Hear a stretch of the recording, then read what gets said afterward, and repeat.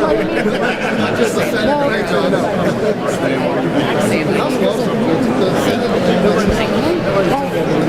Good afternoon, everybody. Let me just first thank everybody for joining us for this important announcement. Got Channel 2 joining us late in the game. I also want to thank Lieutenant Governor Burt Jones and Speaker Jon Burns for being with us today. Our constitutional officers, I'm not going to name all of them because I think we have all of them with us today. I certainly want to thank the leadership in the House and Senate from the Republican majority caucuses that are here with us today. Just cannot thank the General Assembly enough for their support in this effort, but also a lot of other things that we're working on. And one of those is our shared commitment to protecting Georgians from the disastrous effects of Joe Biden's failure to secure the U.S. southern border. We're also joined by just a great man, someone who has led our state with distinction, Major General Tom Carden of the Georgia National Guard. Thank you, General, for your service and for your folks. Director Chris Stallings of the Georgia Emergency Management and Homeland Security Agency, and General Carden and Director Stallings have done a lot of great work on behalf of our state. I just want to thank both of you guys for your response in a lot of different ways over the last 5 years. I also want to recognize and thank the proud members of the Georgia National Guard who are with us today. Thank y'all for your service.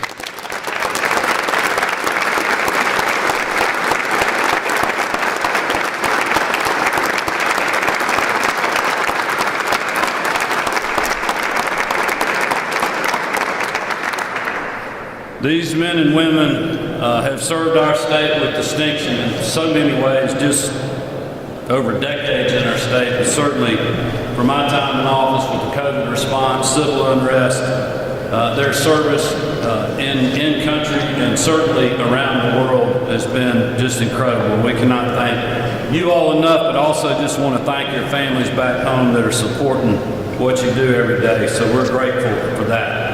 Today we reinforce our commitment to keeping Georgians safe, but also the right of states to defend themselves against threats when an administration in Washington is unwilling to step up and lead. After years of warnings from Republican governors like me across the country, and after record-breaking numbers of illegal crossings at the border and seizures of dangerous drugs, weapons, and violent criminals, no one can claim there is not a crisis at our southern border. And thanks to the failures of the White House, now every state in the country is a border state. If you think this is just about politics, then listen to these numbers, because numbers do not lie. 8.5 million illegal immigrants have crossed the border since Joe Biden took office. The Border Patrol arrested almost 250,000 people crossing the southern border in December alone, a new all-time high, up 13% from the previous record. 169 people on the FBI terror watch list were encountered at the southern border in fiscal year 2023 alone. This is an all-time high record. And as a result of the Texas Operation Lone Star efforts, they have seized 56,000 pounds of meth, over 458 million doses of fentanyl, and over $51 million in illegal currency. But they can only do so much in absence of any meaningful federal support.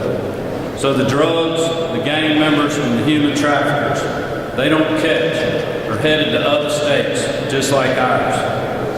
Last year, the Georgia Bureau of Investigation was involved in 91 cases that included seizures of fentanyl. That's up 51% from prior year's numbers. Those figures don't include all the local law enforcement seizures of this dangerous drug. I've been speaking out on this issue for a long time, since before I took office and long before other people discovered it was an issue worth talking about. And that's why we've had continuous Georgia Guard presence on the border since 2019, the longest of any state. And it's why I was proud to stand alongside fellow governors not long ago in Eagle Pass, Texas, and reaffirm Georgia's commitment to helping secure our border when Joe Biden fails to act. To be clear, the crisis on the border is a national problem, and it demands a national solution. But if the Biden administration continues to fail the American people, then we have no choice but to step in. Therefore, I'm announcing today that in addition to the Georgia Guardsmen already stationed at the border, we will send reinforcements to Texas this spring who will assist with the construction of a forward command post on the border with Mexico. This group of well-trained soldiers will include those with engineering, mechanical, and general purpose skills. Their contributions will be outlined by the official request made by the Texas Guard to our own Guard and Director Stallings at GEMA. So I want to again thank General Cardin and Director Stallings again for their leadership and their good work in helping us prepare for this deployment. Let me close by saying that this is not a partisan issue. You've heard the numbers for yourself.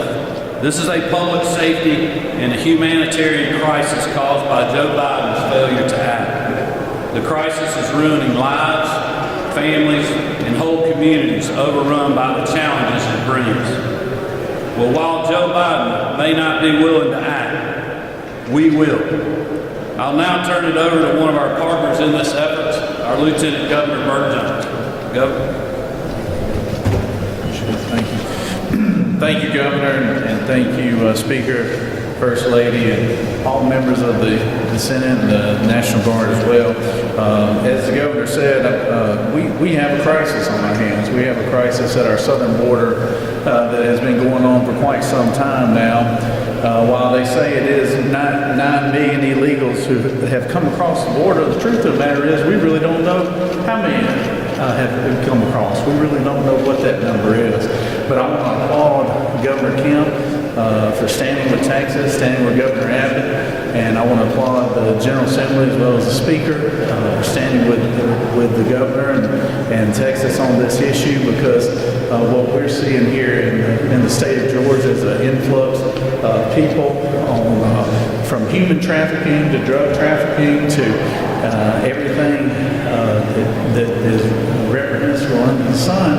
And, you know, when you have kids that are being brought here displaced from family members, it becomes a strain on our agency.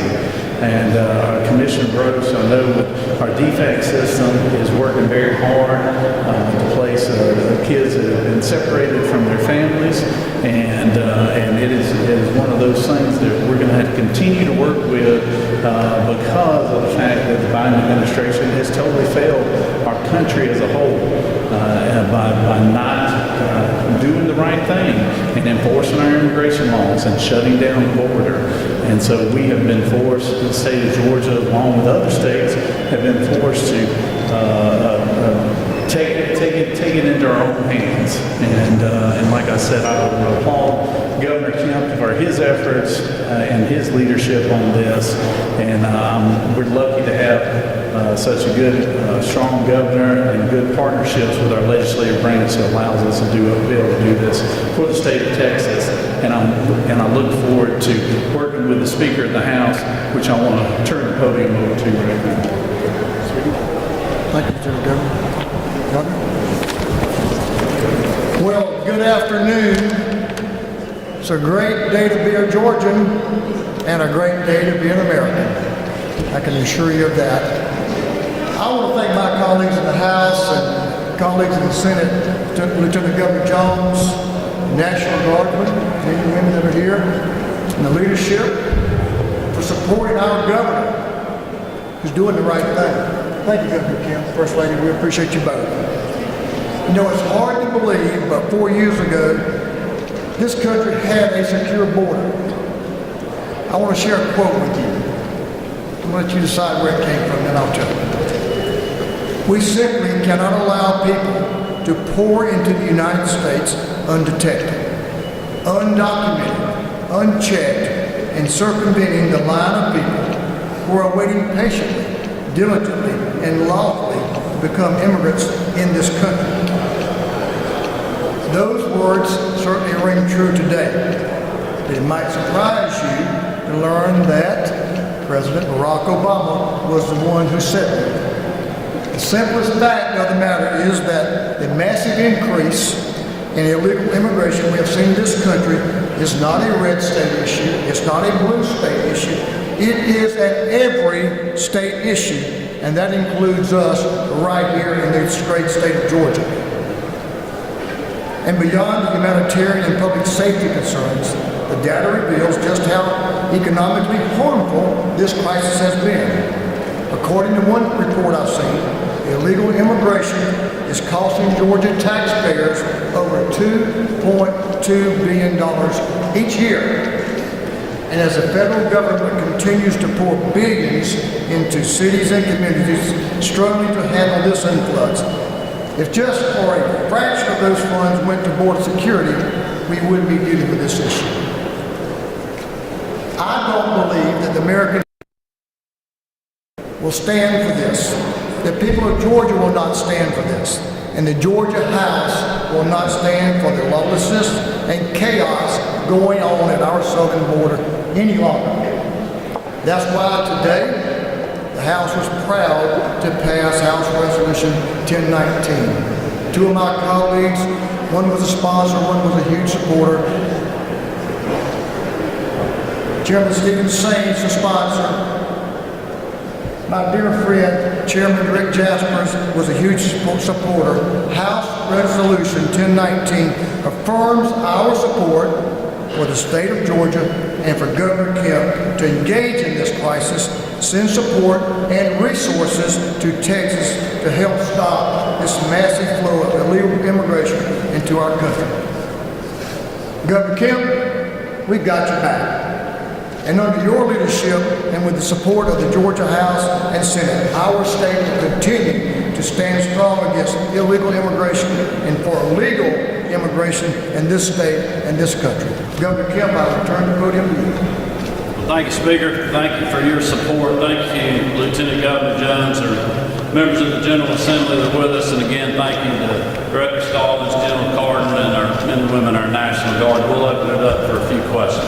Governor, do you have a ballpark estimate for how many National Guard troops would be sent to the border and how much it would cost the state? Yeah, it's probably going to be, we got 29 people down there now. We're thinking it'll be somewhere between 15 and 20 for what they're asking for. So obviously it's not going to be a huge cost for us. But look, we are responding directly to what Texas is asking us for, and that's what Director Stallings and General Cardin will be working on. We'll get that request in writing and be ready to respond. I will say there's a lot of states that are stepping up, a lot of Republican governors that are stepping up to offer assistance because they, like me, believe that we just have to do this when we have a president that will not act. You pointed a lot of blame at President Joe Biden, but Republicans up on Capitol Hill still haven't been able to negotiate a border deal. Do they bear some of the responsibility? D.C. and like I said in an interview over the weekend, the Congress, I think, had a bad week. One house is controlled by Republicans, the other by Democrats, but the president had a bad week too. But I will remind you of what I said over a year ago at the World Economic Forum when I was on a panel with Senator Manchin, Sinema, and Coons. And I said, they were telling me that they were working on this bipartisan border bill. And I said, look, that's great. But while you're doing that, and by the way, you've been doing that for the last 10 or 20 years, it seems like, while you're doing that, just secure the dang border. The president can do that. He has governors. He has the National Guard. A lot of other state resources. People would love to respond if he would just ask us. I mean, over a year ago, Republican governors went to the border talking about the same issue that we are dealing with, these same problems with fentanyl, with all these other issues that even, blue city mayors, Democratic mayors around the country are complaining about. He undid so many things that were actually working at the border his first week in office. And now he's having to play political catch-up and trying to blame Republicans in Congress. But to me, the buck stops with him. He knows what he can do. He knows what he can change, and we stand ready to help him do that. So he shouldn't be blaming this on Congress. Look, I hope they keep working on trying to get something done. I think that would be good for the country. But in the meantime, there's still resources to secure the border. And this whole idea of, there's no money out there, the federal government reimbursed the states almost $800 million last year for having to deal with this crisis.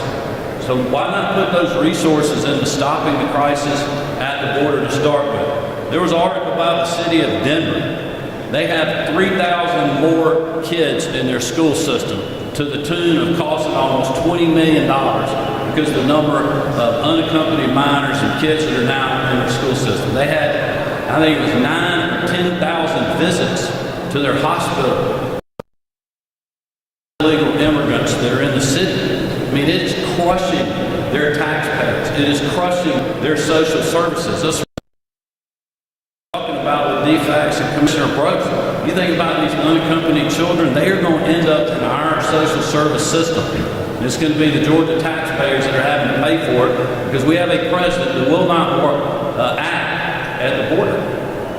Mr. Governor, do you believe that people who are claiming asylum are illegal immigrants, and do you think the United States should refuse to accept people who are claiming asylum? Well, books to deal with those things. There's other things and executive orders that the president could do. These things have been done in the past, so there's plenty of precedent out there to do these things where you can control. Look, I support legal immigration in our country. When we were at Eagle Pass the other day, 2 weeks before we went down there, thousands of people in the gully or the gulch or whatever they call this park that they have down there. We went down there because of what Texas had done. There was nobody in the park but National Guard people and Texas state law enforcement officers because they had shut the border down. With the bridge overhead, there was people coming and going the whole time we were down there. They're doing that every single day through a legal process, which we support. We were talking about people that are coming here illegally into our country and overrunning our systems. Paint a picture of what this is going to look like with our National Guardsmen there, because what this has been reported on largely is that the Texas police and any other law enforcement agencies there have been moving aside the regional agents and people are trying to cross, get stuck in the razor wire. What are our National Guardsmen going to be doing on a paint the picture for us if we can in terms of setting up a command post that's to describe what does this look like with about 40 people? Well, I would say that, we're going to be doing engineering, kind of setup type work. So, our National Guard is not going to be going and arresting people. We don't have those powers. We'll leave that up to the Texas authorities. So, if you will, we're going to be there in support and helping them build a command post. If y'all know more details than that before getting this in writing, you got anything else other than that? Just simply say, our response to Texas is going to be at their request. Whatever they're going to need from us, I would describe our services more of wraparound services, which will be in support of their forward-facing mission, and our job will be to support them, to stand ready. Of course, Major General Tom Cardin and his team will always respond as needed with manpower, but more specialty needs in the area, as the governor mentioned, in providing shelter, structure, those type of situations. I would just add, too, that in the past, I think one thing I learned when I went to the border, when we had a team down there that was they were helping the Border Patrol service their vehicles. They got torn up, they would fix it. They need service and oil change and new tires, whatever, they would fix it. They were doing surveillance work. We were flying, helicopters. The Border Patrol to simply do apprehensions and do a lot of that back-end work, that they're not having to do that and deal with illegal people coming across the border. And so that's really what I think Texas is looking for now. Look, they're going to have a lot of resources down there to help them from a lot of different states. So we're really looking at them for directions on, number one, what they need, but number two, on timing. We want to make sure when we send our folks down there that they're going to be productive, they're going to get work done, and then we'll bring them back home. I have a question. Is your administration supporting for this year's passed anti-immigration bills? Say that again, I'm sorry. Is your administration supporting the past anti-immigration bills this year? Are you agreeing with that? You talking about what's going on in Washington D.C. or here in Georgia? No, here in Georgia. I am talking about in Georgia, your administration anti-immigration bills. Yeah, I'll let the legislative leader speak to any piece of legislation. Our focus has been budget driven and working through Director Stallings and the National Guard. Last question. About our students or federal cases after what's happened over the last 4 years with examples. Yeah, and I had the figure in my remarks that we've seen, I think, a 50% increase in the number of fentanyl cases that just GBI has been, but that's not talking about local law enforcement. So definitely taxing our system. Commissioner Brose actually reached out the other day after reading an article that she sent to me about the number of unaccompanied minors that are coming across and what that is going to do to our foster care system, our social services network. You can imagine what that is in other parts of the state. I mean, in some ways, we've been fairly lucky in Georgia that we're not dealing with influxes like they certainly are, in places like Texas and Arizona, or also where individuals are now being shipped to places like, whether it's New Jersey or somewhere like Denver, which is why we're responding, which is why, I would just leave you with this message. Look, we want to support helping secure our border. This is a national crisis. It's a national issue. Every state is a border state. But we realize the way to deal with this if he would simply just do that. And that's what we are begging that he did. Thank y'all for being with us.